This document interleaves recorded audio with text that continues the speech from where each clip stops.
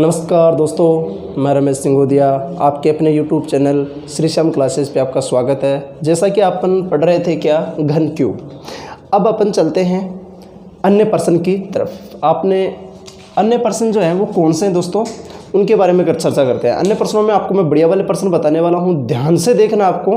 तो चलते हैं अन्य प्रश्न की ओर। दोस्तों प्रश्न अपना है कि एक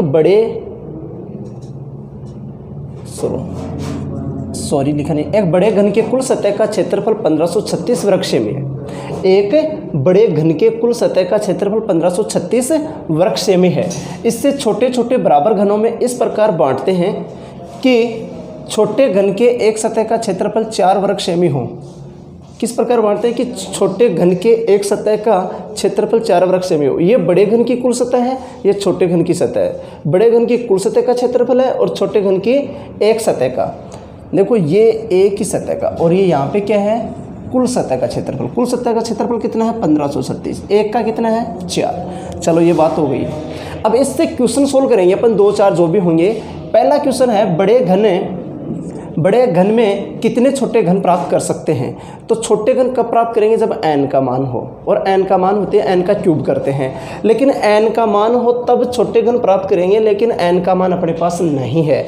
दोस्तों ये अन्य प्रश्नों में इसलिए किया मैंने कि इनमें देखो क्षेत्रफल दे रखा है और वो भी संपूर्ण सतहकार क्या है। तो देखते हैं, तो यहाँ पे मैं ये लिखता हूँ। सबसे पहले इसको सोल्व करेंगे तो कैसे, संपूर्ण सतह का, या फिर मैं यहाँ सोल्व कर दूँ इसे कि संपूर्ण सतह का क्षेत्रफल क्या है 1536 है। लेकिन संपूर्ण सतह का क्षेत्रफल का जो वो सूत्र होता है वो क्या होता है 6 इंटू भुजा स्क्वायर, 6 इंटू भुजा स्क्वायर। अब ये भी संपूर्ण क्षेत्रफल है और ये भी संपूर्ण क्षेत्रफल है, बराबर कर सकते हैं अपन। तो कितना है 1536। ओके दोस्तों, अब बात ये है कि अपन क्या करेंगे, ये भुजा स्क्वायर जो निकालेंगे, भुजा स्क्वायर, तो क्या करेंगे 1536, ये 6 कहाँ जाएगा, यहाँ पे। अपने पास कितना हो गया 256 हो गया। इसका मतलब एक सतह का कितना आ गया, देखो 6 गुणा भुजा स्क्वायर। भुजा स्क्वायर को अगर 6 से इंटू कर देंगे, ये एक सतह का क्षेत्रफल होता है भुजा स्क्वायर। अगर 6 से मल्टीपल कर देंगे तो संपूर्ण सतह का क्षेत्रफल हो गया। मैंने 6 का भाग दे दिया, एक सतह का आ गया कितना 256। अब 256 एक सतह का आ गया। अब बड़े घन की भुजा क्या है, तो अपन वर्ग की भुजाएं तो देखेंगे। तो वर्ग की भुजा कैसे आएगी, इस 256 भुजा स्क्वायर क्या है, देखो क्या है ये भुजा स्क्वायर। भुजा स्क्वायर बराबर अपने पास कितना बच गया 256। तो अपने पास भुजा कितनी आ जाएगी दोस्तों, भुजा बराबर 256, यहाँ स्क्वायर, तो इस पे क्या हो जाएगा अंडरूट। तो ये कितना हो गया 16। कितना हो गया 16। इसका मतलब ये हो गया कि बड़े घन की भुजा कितनी हो गई अपने पास में 16। कितनी हो गई 16। अब देखो दोस्तों कितना ये निकालना पड़ा। तो इसलिए आप देखो कि संपूर्ण सतह का क्षेत्रफल 1536 है और संपूर्ण सतह का क्षेत्रफल होता है कि इसे 6 गुणा भुजा स्क्वायर। मैंने 1536 यानी संपूर्ण क्षेत्रफल में 6 का भाग दे दिया, तो एक सतह का आ गया, वो कितना है 256। अब भुजा स्क्वायर बराबर 256 है, तो भुजा बराबर क्या होगा 16। इसका मतलब बड़े घन की भुजा क्या हो गई 16। अब देखते हैं छोटे घन की, और बड़े में छोटे का भाग देते हैं, अपने पास n का मान आ जाएगा, और n का मान आ जाएगा तो अपने इक्वेशन भी सोल्व हो जाएगा। अब दोस्तों देखते हैं कि क्या करते हैं, छोटे घन की एक ही सतह का दे रखा है, वो भी कितना है 4। एक सतह का होता है, इसका मतलब क्या है भुजा स्क्वायर, ये एक सतह का आ गया था ना, वैसे यहाँ भी भुजा स्क्वायर है। तो ये भुजा स्क्वायर कितना है 4। भुजा स्क्वायर कितना है 4, यानी एक सतह का। तो अपने पास छोटे घन की भुजा क्या आ जाएगी, इस यहाँ पे भुजा बराबर, तो क्या आएगा, इस पे रूट डाल देंगे तो अपने पास क्या आ गई 2। इसका मतलब छोटे घन की भुजा क्या आ गई 2 और बड़े की क्या आ गई 16। तो छोटे की 2 और बड़े की 16। अब अपना क्वेश्चन वही बन गया जो मैंने टाइप नंबर 1 में बताया था कि बड़े घन की भुजा 16 सेमी है, छोटे घन की 2 सेमी है। तो अपन क्या करते हैं, सूत्र था बड़े घन की बटा छोटे घन की, तो यहाँ आप 16 में भाग दोगे 2 का, तो आया कितना दोस्तों 8। कितना आया 8। इसका मतलब अपने पास n का मान कितना हो गया 8 हो गया। अगर n का मान 8 है तो अपने को पूछा क्या है, ये क्वेश्चन अब पढ़ो, बड़े घन में कितने छोटे घन प्राप्त कर सकते हैं। तो अपन यहाँ क्या करेंगे, 8 है तो 8 का क्या कर देंगे क्यूब, कितना होता है 512। तो इस क्वेश्चन का आंसर क्या हो गया 512। दोस्तों इसका स्क्रीनशॉट ले लीजिए क्योंकि ये अपने को कहाँ काम आएगा। ये सॉल्यूशन पूरा हो गया, ये सॉल्यूशन अपने को काम आएगा। यहाँ बड़े घन की हो गई, छोटे घन की हो गई, जो चीज़ें हैं अब अपन आराम से निकाल सकते हैं आगे के क्वेश्चन भी। तो इसका स्क्रीनशॉट अवश्य ले लीजिए आप। ओके, सेकेंड क्वेश्चन क्या है, बड़े घन का एक सतह का क्षेत्रफल कितना होगा। बड़े घन की एक सतह का, तो दोस्तों बड़े घन की जो एक सतह है उसका क्षेत्रफल क्या होगा। जैसे अपने अभी निकाला था, आपने बड़े घन की भुजा कितनी आई 16, बड़े घन की भुजा कितनी आई 16, जो आपने स्क्रीनशॉट ले लिया होगा। अब देखो इसका मैंने अभी भी किया था कि एक सतह का क्षेत्रफल को अगर 6 से गुणा करें तो संपूर्ण क्षेत्रफल हो जाएगा, और संपूर्ण क्षेत्रफल अपने पास कितना है 1536। अगर इसमें 6 का भाग दे दें तो एक सतह का आ जाएगा। और अपने को यही पूछा है कि बड़े घन की एक सतह का क्षेत्रफल पूछा, तो आया कितना था 256। तो अपने पास में इसको ऐसे भी कर सकते हो, निकालने के लिए 16 को इंटू कर सकते हो, तो कितना है 256, क्योंकि भुजा स्क्वायर होता है क्षेत्रफल। तो भुजा कितनी है 16, तो 16 का स्क्वायर कितना होता है 256। तो ये बड़े घन की जो एक सतह है उसकी क्या होगा क्षेत्रफल 256। आराम से कर लोगे, जो मैंने सॉल्यूशन में वैसे ही बता दिया था पूरा, है ना। अगला क्वेश्चन क्या है, छोटे घन के संपूर्ण सतह का क्षेत्रफल कितना होगा।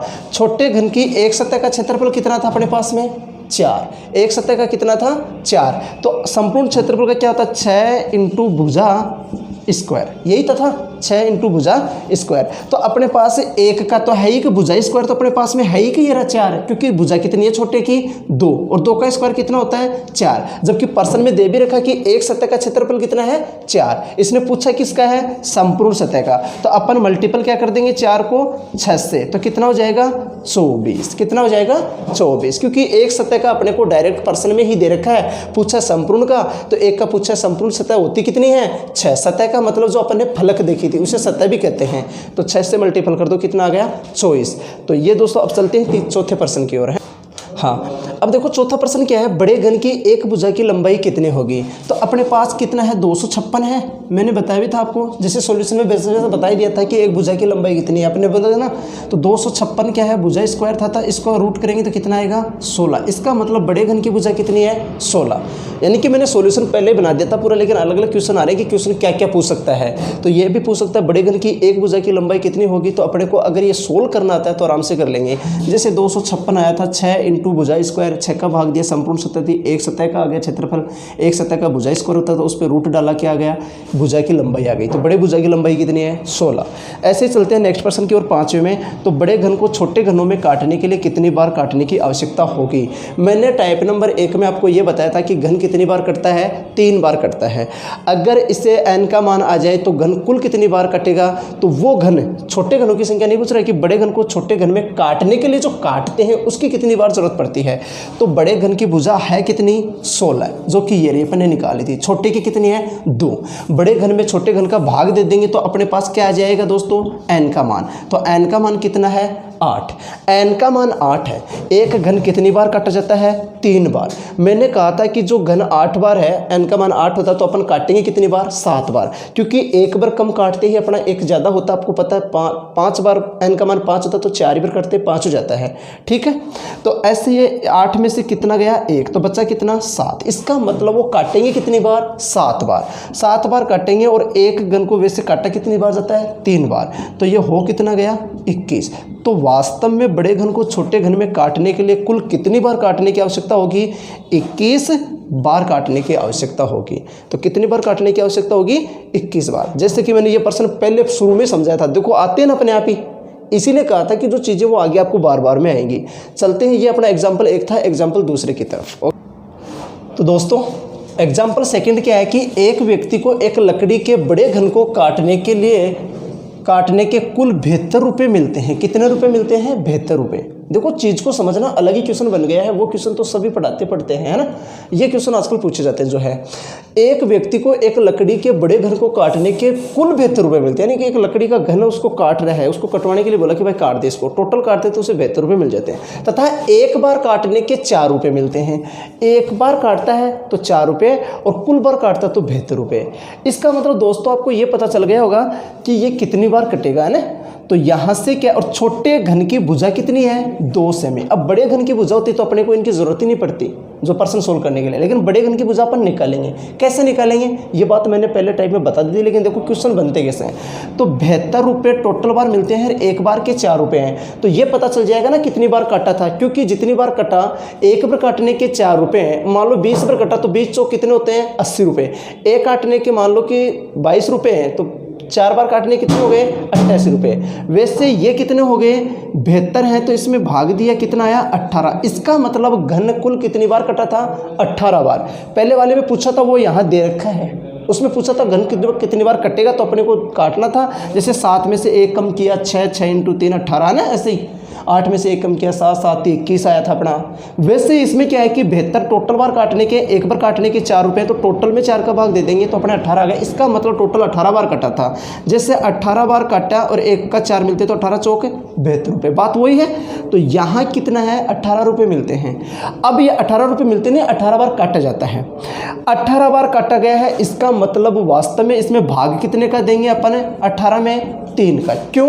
क्योंकि जितनी भी बार होता है, जैसे 7 था उसमें 1 कम करके इंटू कितने से कर रहे थे 3 से, 6 था 1 कम करके इंटू कितने से कर रहे थे 3 से। इसका मतलब क्या है कि 3 से इंटू होता है तो वापस 3 का भाग दे देंगे, अपने पास आ कितने गए 6। इसका मतलब ये 6 क्या है n का मान। दोस्तों ये n का मान नहीं है, ये 6 बार कटा था, एक ज़्यादा होता है, मैंने ये बात बताई थी आपको। तो प्लस 1 कर दो कितना हो गया 7, प्लस 1 कर दो कितना हो गया 7, क्योंकि ये 6 मैंने बताया नहीं था कि देखो जैसे 7 में से 1 कम करेंगे 6, 6 को 3 से किया कितना आ गया 18, और वो 18 अपना आ रहा है, तो 18 आ रहा है तो वापस 3 का भाग दिया कितना 6, और 6 में 1 वापस जोड़ दो। यहाँ कम करते तो ये जुड़े भी तो होगा, तो ये 1 वापस जोड़ा अपन ने तो कितना आ गया 7। इसका मतलब है n का मान कितना है 7, n का मान कितना है 7, n का मान 7 हो गया। अब इसने अपने को क्वेश्चन पूछे, तो वो क्वेश्चन कौन से हैं वो देखते हैं अपन, है ना।